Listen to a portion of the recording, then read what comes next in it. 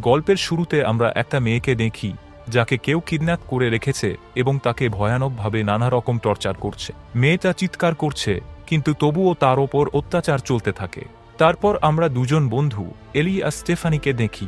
এরা আমেরিকা থেকে আর্জেন্টিনায় ছুটি কাটাতে এসেছে। ব্যাকপ্যাকিং আর সাইক্লিং ট্রিপে বেরিয়েছে, যেখানে ওরা নানা জায়গায় ঘুরে বেড়াচ্ছে। এলি পার্টি আর মজা করতে খুব ভালোবাসে, আর স্টেফানি বরং শান্ত আর একটু ভেবেচিন্তে চলা ধরনের মেয়ে।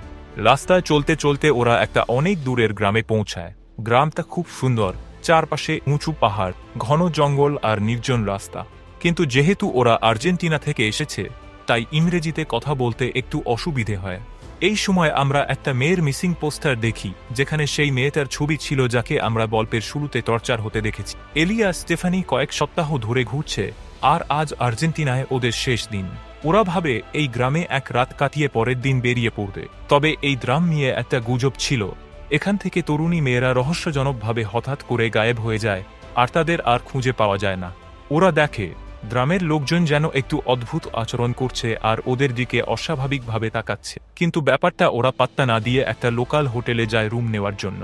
রিসেপশনিস্টকে বলে যে ওদের একদিনের জন্য রুম চাই, কারণ কাল সকালে ওরা চলে যাবে। আইডি দেখিয়ে রুম নিয়ে নেয় ওরা। হোটেলের স্টাফ ওদের রুম পর্যন্ত পৌঁছে দেয়, কিন্তু তার আচরণ যেন কিছুটা অদ্ভুত লাগে। পরের দিন সকালে ওদের বেরিয়ে যাওয়ার কথা ছিল, কিন্তু তার আগে ওরা গ্রামের এক লোকাল বারে যায়। সেখানে এলি অনেক বেশি মদ খেয়ে ফেলে আর খুব আনন্দ করতে থাকে। কিন্তু স্টেফানি ঠিক স্বস্তি পাচ্ছিল না, কারণ ও ভিড়ভাট্টা একদম পছন্দ করত না। বারে একটা ছেলে বেশ কিছুক্ষণ ধরে এলিকে দেখছিল। তারপর সে ওদের জন্য ড্রিঙ্ক পাঠায়। এলি ব্যাপারটা বেশ এনজয় করে। তারপর ছেলেটার কাছে গিয়ে ফ্লার্ট করতে শুরু করে। কিছুক্ষণ পর ওরা বারের বাইরে চলে যায় আর কিস শুরু করে। স্টেফানি যখন বাইরে আসে তখন দেখে এলি ছেলেটার সাথে খুব মজা করছে। ব্যাপারটা ওর ভালো লাগে না, কারণ ও একা হয়ে যায়। ও এলিকে বলে হোটেলে চলো, কিন্তু এলি যেতে চায় না। তাই স্টেফানি ওকে তাড়াতাড়ি আসতে বলে একা হোটেলে ফিরে যায় আর ঘুমিয়ে পড়ে। রাতের মাঝখানে স্টেফানির ঘুম ভেঙে যায়। সে দেখে এলি এখনো ফেরেনি। ও জানালার বাইরে তাকিয়ে দেখে এলি এখনো সেই ছেলেটার সঙ্গে মজা করছে। ঠিক তখনই ছেলেটা জোর করে এলির খুব কাছে আসার চেষ্টা করে। এলি ওকে থামতে বলে, কিন্তু ছেলেটা শুনে না। এটা দেখে স্টেফানি রেগে গিয়ে ছুটে গিয়ে এলিকে জোর করে হোটেলের রুমে টেনে আনে, তারপর দরজা বন্ধ করে দেয়। কিন্তু ছেলেটা খুব রেগে যায়, দরজায় জোরে জোরে ধাক্কা দিতে থাকে আর চিৎকার করে দরজা খোলার জন্য বলে। ঠিক তখনই পাশের রুম থেকে একজন লোক বেরিয়ে আসে আর সেই ছেলেটাকে সেখান থেকে তাড়িয়ে দেয়। পরের দিন সকালে স্টেফানি আর এলির ঘুম ভাঙতে দেরি হয়ে যায়। ওরা তাড়াতাড়ি সাইকেল নিয়ে বাস ধরতে ছুটে যায়, কিন্তু বাস মিস করে, কারণ ওদের যেখানে যাওয়ার কথা ছিল সেখানে দিনের মধ্যে মাত্র একবারই বাস আসে। এতে ওরা বেশ হতাশ হয়ে যায় এবং ঠিক করে আজ আরও একটা দিন এই গ্রামেই থেকে যাবে। এরপর ওরা হোটেলে ফিরে যায় আর রিসেপশনিস্টকে জানায় যে ওদের বাস ছুটে গেছে। তখন রিসেপশনিস্ট ওদের সাজেস্ট করে যে কাছেই একটা সুন্দর জলপ্রপাত আছে, যেখানে ওদের অবশ্যই যাওয়া উচিত। এটা শুনে ওরা খুশি হয়ে যায় আর সাথে সাথে সাইকেল নিয়ে রওনা হয়ে যায়। কিছুক্ষণের মধ্যেই ওরা জলপ্রপাতের কাছে পৌঁছে যায়। সাইকেল রেখে ওরা জলে নেমে মজা করতে শুরু করে। জায়গাটা একদম নির্জন, ওদের ছাড়া আর কেউ নেই। কিছুক্ষণ জলে দাপাদাপি করার পর ওরা রোদ পোহাতে থাকে। এই সময় স্টেফানির মনে তার সাম্প্রতিক ব্রেকআপের কথা ঘুরপাক খাচ্ছিল, কারণ তার বয়ফ্রেন্ড ওকে ঠকিয়েছিল। তবুও স্টেফানি মনে মনে ওর কাছে ফিরে যেতে চাইছিল, কিন্তু এলি এতে একদমই রাজি ছিল না। এলি ওকে বোঝাতে থাকে যে ওর বয়ফ্রেন্ডের কাছে ফিরে যাওয়া উচিত না, কারণ সে ওকে ধোঁকা দিয়েছে। তারপর সে মজা করে স্টেফানির ঠাট্টা করতে থাকে, আর এটা নিয়ে দুজনের মধ্যে তর্ক বেঁধে যায়। তর্ক বড় হয়ে গেলে রেগে গিয়ে স্টেফানি এলিকে একা ফেলে সাইকেল নিয়ে চলে যায়। মাঝপথে এসে স্টেফানির মনে হয় যে ওর এলিকে একা ফেলে আসা ঠিক হয়নি। তখনই ও এলিকে একটা মেসেজ পাঠায়। এদিকে এলিরও নিজের ভুল বুঝতে পারে, তাই সে স্টেফানিকে মেসেজ পাঠিয়ে বলে সরি এবং হোটেলের কাছের ক্যাফেতে দেখা করতে বলে। এরপর এলি ওখান থেকে বেরিয়ে আসতে যায়, কিন্তু ঠিক তখনই একটা অচেনা লোক তাকে ধরে ফেলে এবং জোর করে তার সাথে নিয়ে যেতে শুরু করে। এলি প্রাণপণে লড়াই করে নিজেকে ছাড়ানোর চেষ্টা করে, কিন্তু কিছুতেই পারে না। এদিকে স্টেফানি সাইকেল নিয়ে হোটেলের কাছের ক্যাফেতে পৌঁছায়, যেখানে এলির আসার কথা ছিল।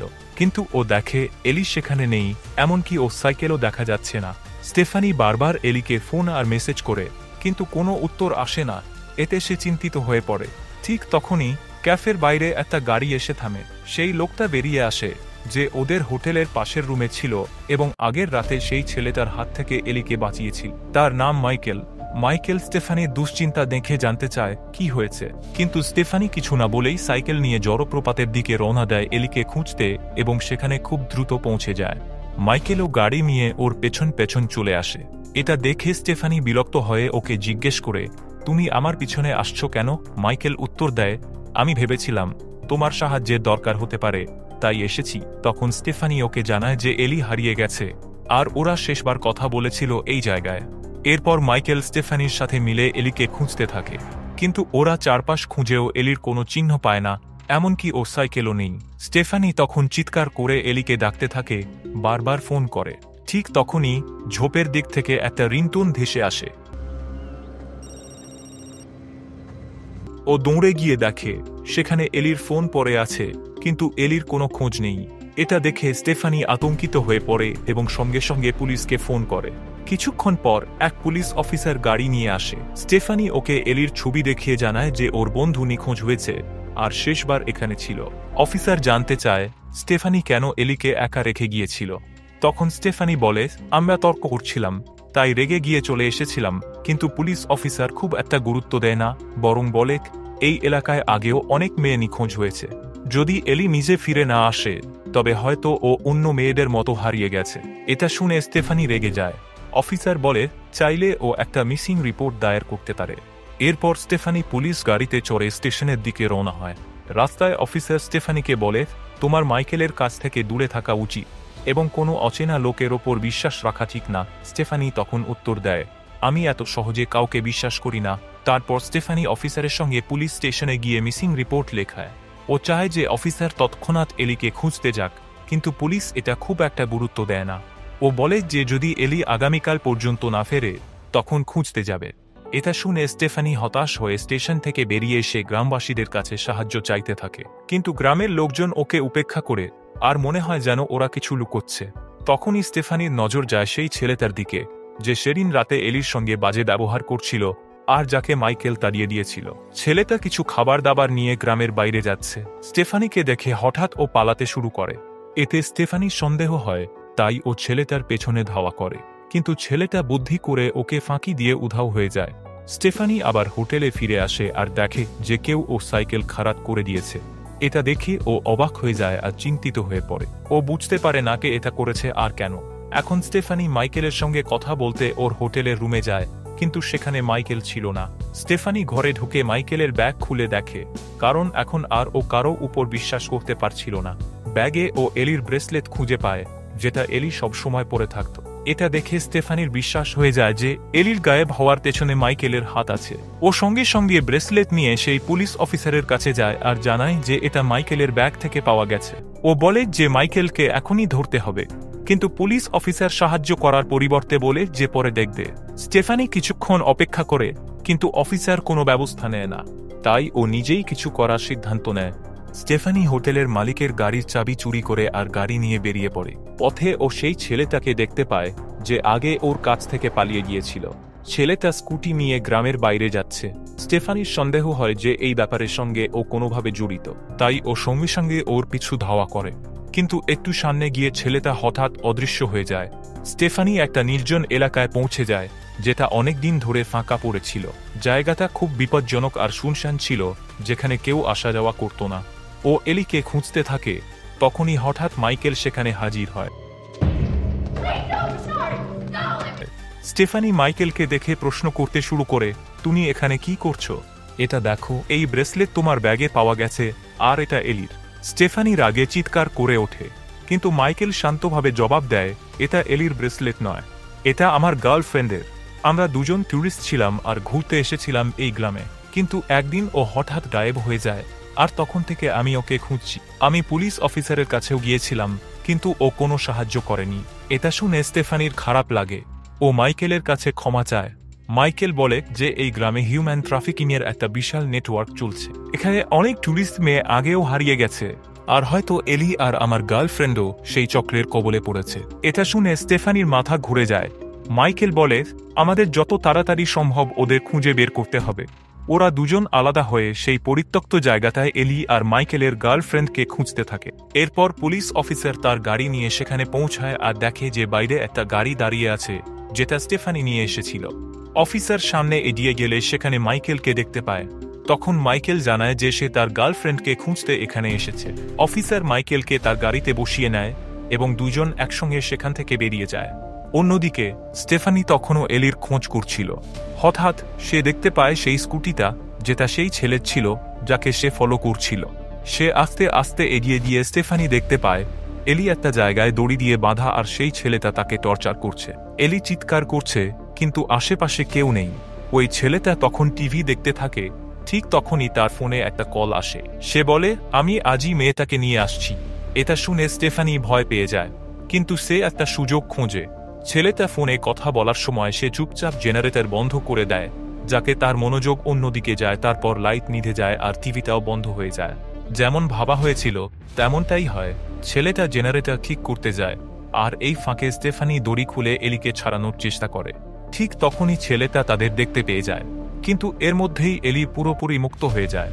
তখন দুজন মিলে দৌড়াতে শুরু করে আর ছেলেটাও তাদের পিছনে ধাওয়া করে। দৌড়ানোর সময় এলি মাটিতে পড়ে থাকা একটা লাঠি নিয়ে ছেলেটার মাথায় আঘাত করে আর সে মাটিতে পড়ে যায়। তারা দৌড়ে গিয়ে স্টেফানির আনা গাড়িতে উঠে বসে, কিন্তু গাড়ি স্টার্ট হচ্ছিল না। ততক্ষণে ছেলেটা উঠে এসে পাথর দিয়ে গাড়ির কাঁচ ভাঙার চেষ্টা করে। ভয় পেয়ে দুই বান্ধবী গাড়ি ছেড়ে দৌড়াতে থাকে। দূর থেকে স্টেফানি দেখতে পায় পুলিশের গাড়ি আসছে। সে সেখানে দাঁড়িয়ে পড়ে, কিন্তু এলি দৌড়াতে থাকে। ছেলেটা দৌড়ে এসে এলিকে ধরে ফেলে আর তাকে ধাক্কা দিয়ে ফেলে দেয়। এলির মাথা গিয়ে শক্ত পাথরের সাথে লাগে আর সঙ্গে সঙ্গে সে মারা যায়। এটা দেখে স্টেফানি কান্নায় ভেঙে পড়ে। তখন পুলিশ অফিসার ও মাইকেল গাড়ি থেকে বের হয় আর স্টেফানি তাদের পুরো ঘটনাটা জানিয়ে দেয়। পুলিশ অফিসার ছেলেটার দিকে এগিয়ে গিয়ে তাকে ধরে ফেলে। এরপর অফিসার স্টেফানিকে বলে, তুমি পুলিশের গাড়িতে উঠে বসো। স্টেফানি গাড়িতে ওঠে, কিন্তু কিছুক্ষণ পর সে দেখতে পায় অফিসার গাড়ির দরজা লক করে দেয়। সে গাড়ির ভেতরে এলির পাসপোর্ট খুঁজে পায়, আর তখনই তার মাথায় বাজ পড়ে এই পুলিশ অফিসারও এই কিডন্যাপিং চক্রের সাথে জড়িত। আসলে পুলিশ অফিসার আর সেই ছেলেটা মিলে এখানে ঘুরতে আসা টুরিস্ট মেয়েদের কিডন্যাপ করত আর পরে তাদের বিক্রি করে দিত। গ্রামের মানুষ সব জানত, কিন্তু পুলিশ অফিসারের ভয়ে কিছু বলতে পারত না। স্টেফানি চিৎকার করে মাইকেলকে জানিয়ে দেয় আসল সত্যিটা। মাইকেল তখন রেগে গিয়ে অফিসারের বন্দুক কেড়ে নেয় আর বলে, 2 হাত ওপরে তুলো। মাইকেল এরপর অফিসারের দিকে এগিয়ে গিয়ে জিজ্ঞেস করে, আমার গার্লফ্রেন্ড কোথায়? অফিসার তখন একটা ডিলের চেষ্টা করে। সে বলে, আমরা তোমার গার্লফ্রেন্ডকে ছেড়ে দেব যদি আমাদের স্টেফানি দাও। মাইকেল এটা শুনে হতভম্ব হয়ে যায়, কিন্তু বাধ্য হয়ে রাজি হয়। যখনই সে স্টেফানির দিকে তাকায় এবং তার কাছে ক্ষমা চায়, ঠিক তখনই পুলিশ অফিসার সুযোগ পেয়ে তার লুকানো দ্বিতীয় বন্দুক বের করে মাইকেলকে গুলি করে দেয়, আর মাইকেল সঙ্গে সঙ্গে মারা যায়। এরপর অফিসার আর সেই ছেলেটা স্টেফানিকে কিডন্যাপ করে নেয় এবং রাতে নৌকায় করে তাকে প্যারাগুয়ের বর্ডারে নিয়ে যায়। আগে তারা এলিকে বিক্রি করতে চেয়েছিল, কিন্তু এলি এখন মৃত, তাই তারা স্টেফানিকেই বিক্রি করার সিদ্ধান্ত নেয়। নৌকার ওপর সুযোগ বুঝে স্টেফানি নিজেকে ছাড়িয়ে নিয়ে ছেলেটার ওপর হামলা চালায়। তারপর সে জলে ঝাঁপিয়ে পড়ে আর পালানোর চেষ্টা করে, কিন্তু অফিসারও জলে লাফিয়ে পড়ে তাকে ধাওয়া করে এবং দ্রুতই ধরে ফেলে। সে স্টেফানিকে সেই দালালের কাছে নিয়ে যায় যার সঙ্গে তার চুক্তি হয়েছিল। দালাল টাকা অফিসারকে দেয়, কিন্তু সুযোগ বুঝে স্টেফানি দালালকে মেরে ফেলে এবং সেখান থেকে পালিয়ে যায়। অফিসার বন্দুক নিয়ে তাকে তাড়া করে, কিন্তু স্টেফানি পালিয়ে একটা নৌকার কাছে গিয়ে একজন ফিশারম্যানের কাছে সাহায্য চায়। ঠিক তখনই অফিসার সেখানে এসে ফিশারম্যানকে গুলি করে হত্যা করে। এটা দেখে স্টেফানি ভয় পেয়ে নৌকার মধ্যে লুকিয়ে পড়ে। সেখানে সে একটা ছুরি খুঁজে পায় এবং সেটা নিয়ে নেয়। অফিসার অবশেষে তাকে খুঁজে বের করে এবং তার ওপর বন্দুক তাক করে ধরে, কিন্তু স্টেফানি তার ওপর ঝাঁপিয়ে পড়ে এবং দুজনের মধ্যে তীব্র লড়াই শুরু হয়। শেষ পর্যন্ত স্টেফানি ছুরি দিয়ে অফিসারকে হত্যা করে। পরের দিন সকালে স্টেফানি প্যারাগুয়ের এক রাস্তায় হাঁটছে। তখন হঠাৎ একটা জিপ তার সামনে এসে দাঁড়ায়। জিপের ভেতরে প্যারাগুয়ের মিলিটারি ফোর্সের এক মহিলা ছিল। সে স্টেফানিকে নিরাপদে জিপে তুলে নেয়। এইভাবেই সিনেমার সমাপ্তি ঘটে। আপনি যদি স্টেফানির জায়গায় থাকতেন তাহলে কি পুলিশের ওপর ভরসা করতেন নাকি নিজেই এলিকে খুঁজতে চেষ্টা করতেন? কমেন্টে আপনার মতামত জানান। ভিডিওটা ভালো লাগলে লাইক ও শেয়ার করুন, আর নতুন মুভি এক্সপ্লানেশনের জন্য চ্যানেল সাবস্ক্রাইব করে বেল আইকন প্রেস করুন, যেন নতুন ভিডিও মিস না হয়। তাহলে দেখা হবে পরের ভিডিওতে। ততক্ষণ পর্যন্ত বাই বাই।